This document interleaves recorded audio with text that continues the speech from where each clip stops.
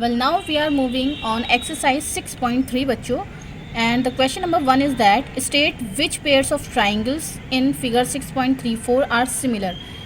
Next page पर कुछ pictures given हैं, कुछ फिगर्स गिवन हैं ट्राइंगल्स के, जिसमें से आपको बताना है कि कौन कौन से ऐसे पेयर्स हैं जो सिमिलर हैं. Right the similarity criterion used by you for answering the question. आप जिस क्राइटेरिया की हेल्प से उनको सिमिलर प्रूफ करेंगे, आपको उस क्राइटेरिया को भी बताना है कि कौन सा क्राइटेरिया आपने यूज़ किया है. जैसे कि हमने कुछ कई तरह के 4 तरह के क्राइटेरिया पढ़े थे. The very first was angle angle angle, second was angle angle, third was side side side and fourth was side angle side. तो जो भी क्राइटेरिया आप यूज़ करेंगे, आगे जो नेक्स्ट पेज पर पिक्चर्स हैं उनको सिमिलर प्रूफ करने के लिए आपको वो क्राइटेरिया भी लिखना है. And also right the pairs of similar triangles in symbolic form, और उनको आपको सिम्बलिक फॉर्म में भी लिखना है. यानी कि जैसे कि फॉर एग्जांपल अगर आपके पास 2 ट्राइंगल हो ABC और PQR, तब आप ट्राइंगल ABC और ट्राइंगल PQR के बीच में सिमिलर का साइन शो करके भी लिखेंगे. तो चलिए नेक्स्ट पेज पर मूव ऑन करते हैं. सो बच्चों, here we have the pictures 1 2 3 4 5 6. We have 6 parts of this question 1, and all these 6 parts we have 2 triangles. A pair of 2 triangles is given, and we have to check them that are they similar or not. तो अगर हम first part की बात करें, angle ABC, triangle ABC और triangle PQR given है. Angle A is 60 degree, angle P is also 60 degree, angle B is 80 degree, angle Q is 80 degree, angle C is 40 degree and angle R is 40 degree. So यहाँ कौन से criteria का use किया है हमने? We have used angle angle angle criteria. Triangle ABC is similar to triangle PQR bye AAA criteria. Moving on next, आपको बच्चों ये भी बताना था कि ये क्यों है, सिमिलर हैं या नहीं है, और किस क्राइटेरिया की हेल्प से हैं वो क्राइटेरिया भी बताना है, यानी कि बाय AAA क्राइटेरिया. और सिम्बलिक में भी लिखना है, तो लिखेंगे हम ट्राइंगल ABC, सिमिलर का साइन अप्लाई करेंगे ट्राइंगल PQR. मैं यहाँ आपको लिख करके भी दिखा रही हूँ बच्चों कि क्वेश्चन नंबर 1 के फर्स्ट पार्ट में will write down bye AAA criteria. ये हो गया हमारा क्राइटेरिया जो हमने यूज़ किया है. Triangle ABC is similar to triangle PQR. ये है हमारा symbolic form to write down the similarity between 2 triangles. Now moving on its second part. So ये रहा हमारे पास सेकेंड पार्ट. ABC ट्राइंगल है और यहाँ PQR है. यहाँ 2 गिवन है. Here is 6, here is 3, here is 5, 2.54. अगर हम 2 को देखें तो इसका 2 टाइम 4 है. 2.5 को देखें तो 2.5 का 2 टाइम 5 है, और 3 को देखें तो 3 का 2 टाइम 6 है. अब ये क्राइटेरिया किस तरह से अप्लाई करेंगे? जैसे हमने पिछली अपनी एक्सरसाइज में, यानी कि हमारे पिछले वीडियो में हमने देखा था कि हमने ट्राइंगल को थोड़ा सा मॉडिफाई किया था. इसी तरह से बच्चों, अगर हम इस ट्राइंगल को या इस ट्राइंगल को थोड़ा सा मॉडिफाई करेंगे तो डेफिनेटली हमें कुछ ना कुछ सिमिलैरिटी मिल जाएगी. चलिए चेक करते हैं. अगर यहाँ 2.5 है तो 2.5 का डबल यानी कि 5 नीचे होना चाहिए. अगर हम 5 को नीचे करते हैं तो बच्चों हमारा पिक्चर किस तरह से बन जाएगा? सो देखिए बच्चों, हमें सेकंड पार्ट में ABC ट्राइंगल इस तरह से गिवन है और PQR इस तरह से गिवन है. तो हमने ये एरो का साइन लगाया है और हमने इस PQR ट्राइंगल को थोड़ा सा मॉडिफाई किया है, यानी कि जो 5 वाला PR है हमने इसको नीचे कर दिया. यानी कि जब हमने इसको थोड़ा सा रोटेट किया है तो R ने पोजीशन ले ली है Q की, Q पोजीशन ले लेगा P की, और P पोजीशन ले लेगा R की. पोजीशन चेंज हो गई है, जिसकी वजह से 5 यहाँ आ गया है, 4 यहाँ आ गया है और 6 यहाँ है. अब अगर हम इसकी हेल्प से देखें तो 2 2s are 4, 3 2s are 6, 2.5 2s are 5. तो इसका मतलब अब ट्राइंगल ABC इस ट्राइंगल PQR के सिमिलर है, जिसकी हेल्प से हम लिखेंगे. लेकिन इसमें एक चीज़ और बतानी है कि कौन सा क्राइटेरिया यूज़ किया है. सो येस ऑफ कोर्स आपने इसमें side side side criteria use किया है. So will write down by SSS criteria triangle ABC is similar to triangle PQR. But एक चीज़ पर कॉन्सेंट्रेट करेंगे, जिस फॉर्म में ये है ABC A से स्टार्ट कर रहे हैं, ऐसे ही आपको Q से स्टार्ट करना है. PQR नहीं लिखना है. अब इसको हम लिखेंगे QRP, क्योंकि ये सिमिलर PQR के नहीं है, ये ABC ट्राइंगल सिमिलर है QRP के, यानी कि उसकी मॉडिफाइड फॉर्म से. We'll write down here triangle ABC similar to triangle QRP. इस बात का आपको ध्यान रखना है. Moving on its next part. Well, here we have part number 3. We have given triangle LMP and triangle DEF. ये दो ट्राइंगल आपको गिवन है और इसमें जो वैल्यूज़ गिवन है उसके अकॉर्डिंग अगर हम थोड़ा सा मैच करना चाहें तो 2 2 जार 4, 3 2 जार 6 तो मैच हो रहा है, बट 2.7 का डबल इज़ नॉट 5। तो यहीं से पता लग रहा है बच्चों these two triangles are not similar. Now we are moving on its part number 4। Part number 4 पर अगर हम मूव ऑन करें तो MNL ट्राइंगल गिवन है और हियर इज़ PQR ट्राइंगल। 2.5 के अकॉर्डिंग देखें तो it is 2 time of 2.5 that is 5, ठीक है कोई बात नहीं। अनदर वन इज़ 5 का 2 टाइम होता है 10, तो वो हमें यहाँ पर गिवन है। ओके वो भी हम देख लेंगे कि ये थोड़ा सा घुमा करके आएगा या नहीं आएगा। उसके अलावा ये साइड गिवन नहीं है और इसमें भी ये साइड गिवन नहीं है, बट यहाँ अगर हम देखें तो बच्चों हमें जो साइड्स दो गिवन हैं उनके बीच में 70 डिग्री गिवन है, और इस ट्राइंगल में भी जो दो साइड्स आपको यहाँ गिवन है उन्हीं के बीच में एंगल 70 डिग्री गिवन है। इसका मतलब क्या हुआ, इसका मतलब अगर हम इसको थोड़ा सा मॉडिफाई करेंगे इस ट्राइंगल को तो it is quite similar to triangle MNL। चलिए इसको थोड़ा सा मॉडिफाई करके देखते हैं और देखते हैं कौन कौन सी साइड कहाँ कहाँ आ जाएंगी।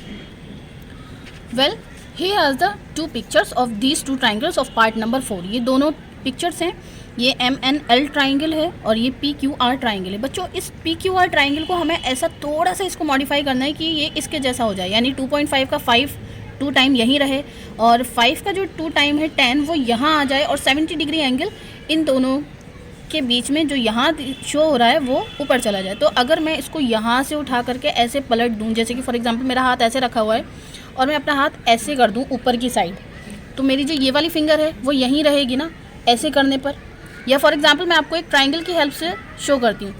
लेट्स से ये हमारा ट्राइंगल है PQR, ये PQR एक ट्राइंगल है।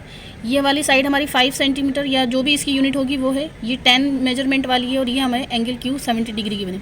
अगर मैं इस Q को ऐसे पकड़कर, इसका कान हमने यहाँ से पकड़ा और इसको बस ऐसे ऊपर की साइड पहुँचा दिया, तो देखिए 5 अपने प्लेस पर है, 5 10 यहाँ से उठ करके इधर आ गया है और 70 डिग्री एंगल यहाँ से यहाँ पहुँच गया है। देखिए बच्चों ये इस तरह से था, मैंने सिर्फ Q को ऐसे उठाया है और इसको ऐसे उल्टा कर दिया है, यानी कि सिर्फ ऑपोजिट, यानी कि इसको पलट दिया है, ऊपर वाली सरफेस को नीचे और नीचे वाली सरफेस को ऊपर कर दिया है। तो देखिए 2.5 का डबल 5 कोरस्पॉन्डिंग, 5 का डबल 10 कोरस्पॉन्डिंग, 2.5 और 5 के बीच में 70 डिग्री, यानी 5 और 10 के बीच में 70 degree angle.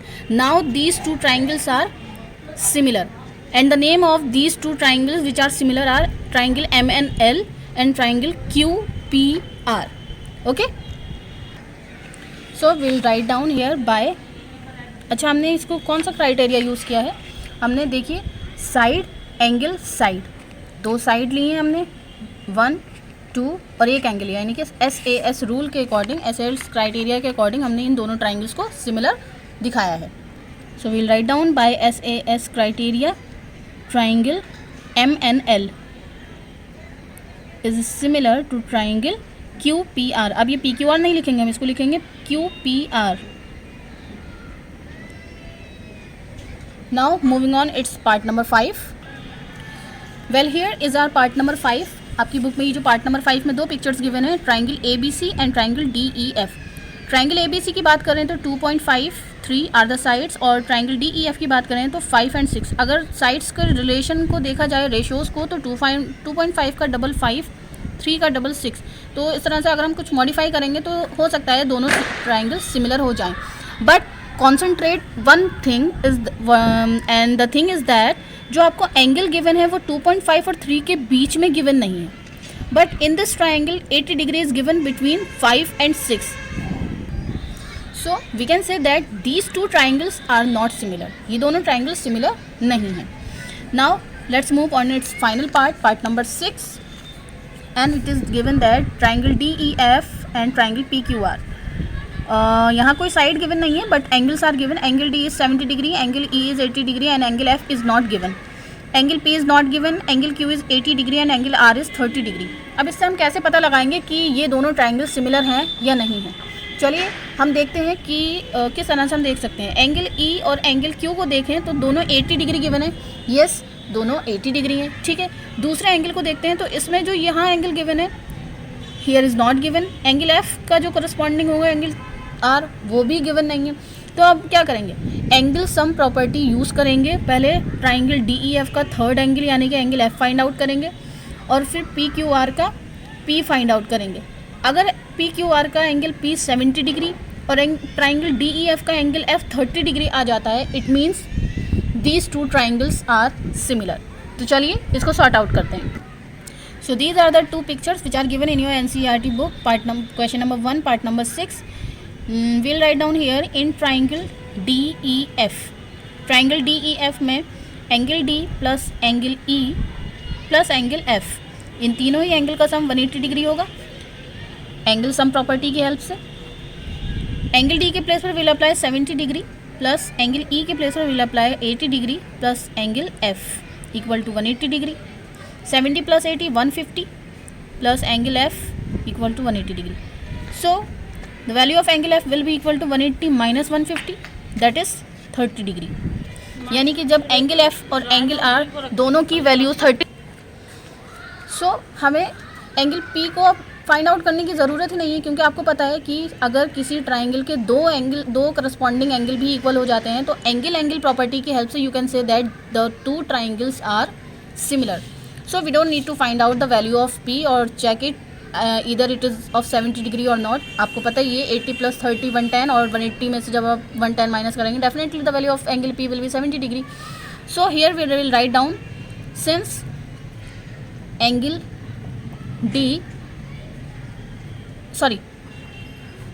we'll write down here implies triangle DEF is similar to triangle PQR।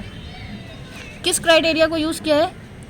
Bye angle criteria. Angle criteria की हेल्प से we can say that these two triangles are similar, क्योंकि इसमें दो करस्पॉन्डिंग एंगल्स इक्वल हैं। Angle E की वैल्यू 80 degree, angle Q की value भी 80 degree, angle F is 30 degree, angle R is 30 degree. ठीक है, now we are moving on its question number 2. Well, here is the question number 2 of this exercise 6.3. Question is that triangle ODC is similar to triangle OBA. इसका मतलब क्या हुआ बच्चों? Triangle ODC का जो angle O होगा वो corresponding है एंगल O के लिए, angle D is corresponding to angle B, angle C is corresponding to angle A। ठीक है, यानी कि जो वैल्यू एंगल C की होगी वही वैल्यू एंगल A की होगी, जो वैल्यू एंगल D की होगी वो वैल्यू एंगल B की होगी, जो वैल्यू एंगल O की ODC ट्राइंगल में होगी वही सेम वैल्यू एंगल O की ट्राइंगल OBA में होगी। लेट्स सी कि हमारे ट्राइंगल ODC और ट्राइंगल OBA कौन कौन से हैं। तो चलिए देखते हैं। सबसे पहले triangle ODC is the above one triangle, OBA is the below one triangle. ये दो ट्राइंगल हैं जो कि एक ऊपर की साइड पर है और एक नीचे की साइड पर है। अब इसमें देखिए बच्चों एंगल ODC में एंगल O ये वाला एंगल होगा। Let's say this one is, जो ये ट्राइंगल ODC में एंगल O है इसको हम मेंशन कर देते हैं एंगल 1 के नाम से ताकि हमें कोई कन्फ्यूज़न ना हो। और ट्राइंगल OBA में जो ये एंगल O है इसको हम मेंशन कर देते हैं एंगल 2 के नाम से। ठीक है, तो ट्राइंगल ODC का जो एंगल O है वो है एंगल 1 के नाम से, और OBA का जो एंगल O है वो है एंगल 2 के नाम से। ठीक है, अब हमें कोई कन्फ्यूज़न नहीं होगा। तो ये एंगल 1 जो होगा वो एंगल 2 के इक्वल होगा। उसके बाद angle D will be equal to angle B, यानी कि ये जो एंगल D है 70 डिग्री वो एंगल B के इक्वल होगा, यानी कि ये एंगल भी 70 डिग्री होगा। ठीक, उसके बाद angle C will be equal to angle A। Angle C हमें पता नहीं है, जब हम पता करेंगे तब हम एंगल A को उसके इक्वल दिखा देंगे। ठीक है, now we have given angle BOC equal to 125 degree. हमें जो एंगल BOC ये वाला जो एंगल है वो 125 डिग्री गिवन है।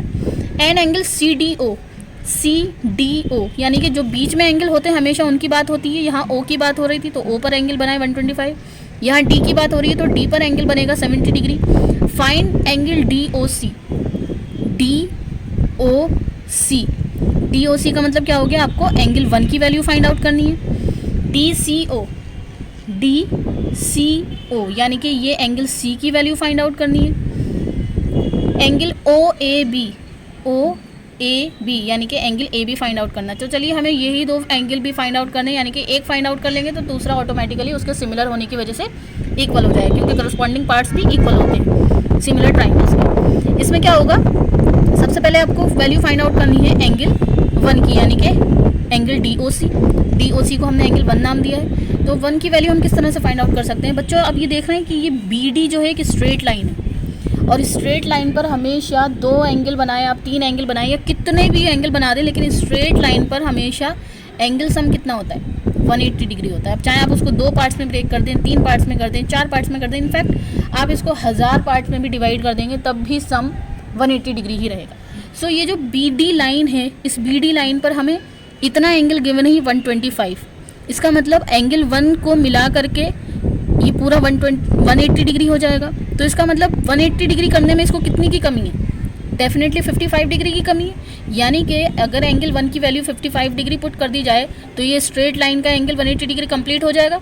It means we can find out the value of angle 1 with the help of linear pair. So we are starting here solution of it.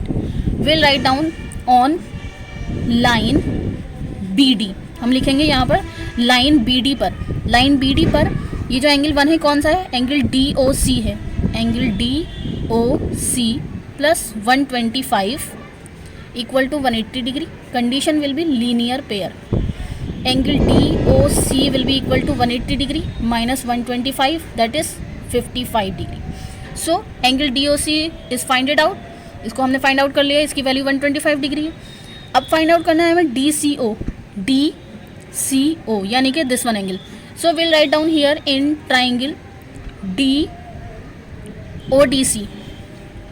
ODC triangle में angle sum property apply करेंगे। 70 angle 1 और angle C का sum 180 degree आएगा, जिसकी help से हम angle C को find out कर सकते हैं। So will write down here angle DOC plus angle OCD plus angle CDO। So we'll put the values. Angle DOC that is angle 1 जो कि अभी हमने फाइंड आउट किया, it is 55 degree, plus OCD we need to find it out. Angle CDO is given 70 degree and in equal to 180 degree.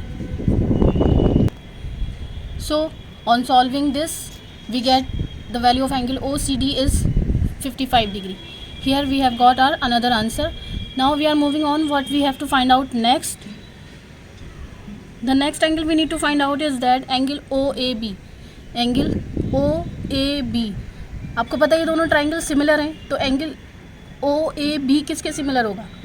चलिए फिर से देखते हैं, फिर से एक बार इसके कॉन्सेप्ट को समझते हैं। Triangle ODC is similar to triangle OBA, यानी कि angle O is similar to angle O, angle D to angle B and angle C to angle A, यानी कि एंगल A किसके होगा सिमिलर? एंगल C के, यानी कि एंगल A जो है वो करस्पॉन्डिंग एंगल है एंगल C का। तो angle A is corresponding to angle C, और एंगल C की वैल्यू अभी अभी हमने फाइंड आउट की है। एंगल C देखिए, ये लिखा है angle C, it is 55 degree. So angle A की वैल्यू भी कितनी हो जाएगी? 55 डिग्री हो जाएगी। So will write down here since triangle ODC similar to triangle OBA, hence angle कौन सा होगा ये? OCD equal to angle OAB। OCD लिया है तो OAB लेंगे हम, ठीक है। और इसके आगे लिखेंगे करस्पॉन्डिंग एंगल, क्योंकि ये दोनों करस्पॉन्डिंग एंगल हैं इसलिए ये दोनों एंगल इक्वल हैं। और ये इक्वल क्यों है? क्योंकि इन दोनों के ट्राइंगल्स सिमिलर है। इम्प्लाइज दैट एंगल OAB की वैल्यू हो जाएगी जो एंगल OCD की थी, यानी कि 55 degree. So here we have got our final answer. Moving on, question number 3. Well, question 3 in your book is that diagonals AC and BD of a trapezium ABCD. Trapezium ABCD की बात हो रही है, इसका पिक्चर गिवन नहीं है. So first of all we'll draw its picture. Let's say we have this is a trapezium and name of this trapezium is ABCD. ABCD हमेशा cyclic order में जाएंगे, ये नहीं है कि आप A B और C D ऐसे कर दें, ठीक है. A B, उसके बाद जो नेक्स्ट साइड आएगी C और D, ठीक है. ABCD एक ट्रेपीजियम है जिसमें डायगनल्स हैं AC और BD. A को C से ज्वाइन कराएंगे, ये एक डायगनल हो गई हमारी AC. B को D से ज्वाइन कराएंगे तो दूसरी diagonal BD. These two diagonals are given with AB parallel CD. ये जो लाइन है AB वो पैरेलल है CD लाइन के. Intersect each other at the point O. ये जो डायगोनल्स ए सी और बी डी दे रखी हैं trapezium A B C D की, जिसमें ए बी और सी डी पैरेलल हैं, ये दोनों एक दूसरे को ओ पॉइंट पर इंटरसेक्ट कर रही हैं।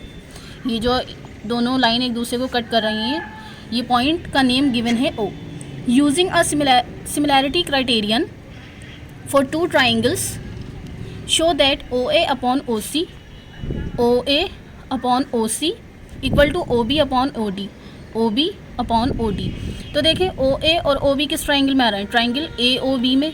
ओ सी और O D triangle C O D या डी ओ सी कह सकते हैं हम, इन दो ट्राइंगल में आ रहा है। तो सबसे पहले हमें इन दोनों ट्राइंगल्स को सिमिलर प्रूफ करना है। जिस क्राइटेरिया से यूज़ करेंगे उस क्राइटेरिया का नेम भी लिखना है, सिम्बलिक भी दिखाएंगे कि हाँ इनको सिमिलर हमने प्रूफ किया है, तो हम इसको सिमिलर करके किस तरह से लिखेंगे, और उसके बाद हमें ये भी प्रूफ करना है। तो चलिए let's start. In triangle A O B and triangle C O D, इन दोनों ही ट्राइंगल्स में अगर हम देखें तो हमें गिवन है A B parallel C D, given है आपको। जब आपको गिवन है ए बी और सी डी पैरेलल हैं, तो पैरेलल लाइंस पर जहाँ भी जेड बनेगा वहाँ के एंगल इक्वल होते हैं। तो देखिए ए बी पर ये इस तरह से जेड बन रहा है, इसका मतलब angle B is equal to angle D, implies angle B equal to angle D, alternate interior angles. इसी तरह से जब उल्टा जेड बनता है तो उल्टे जेड पर भी एंगल्स इक्वल होते हैं। It means angle A is equal to angle C, angle A equal to angle C. Condition will be again alternate interior angle, ये भी ऑल्टरनेट इंटीरियर एंगल्स ही हैं। नाउ थर्ड एंगल की अगर बात करें तो ये दोनों लाइंस एक दूसरे को इंटरसेक्ट कर रही हैं, इसलिए ये यहाँ पर वर्टिकली ऑपोजिट एंगल भी तो फॉर्म कर रहे हैं। It mean angle A O B equal to angle C O D. Will write down here angle A O B equal to angle C O D, vertically opposite angle. So with the help of angle criteria, these two triangles are similar. We'll write down here by angle criteria, triangle AOB is similar to triangle COD. अच्छा, अब एक चीज़ का आपको बच्चों और ध्यान रखना है कि ये दो ट्राइंगल जो आपने सिमिलर लिखे हैं, क्या ये इसी फॉर्म में सिमिलर है? देखिए एंगल बी है एंगल डी के इक्वल, बी के प्लेस साथ में डी, ठीक है, बी लास्ट में लिखा है तो डी यहाँ लास्ट में लिखा है।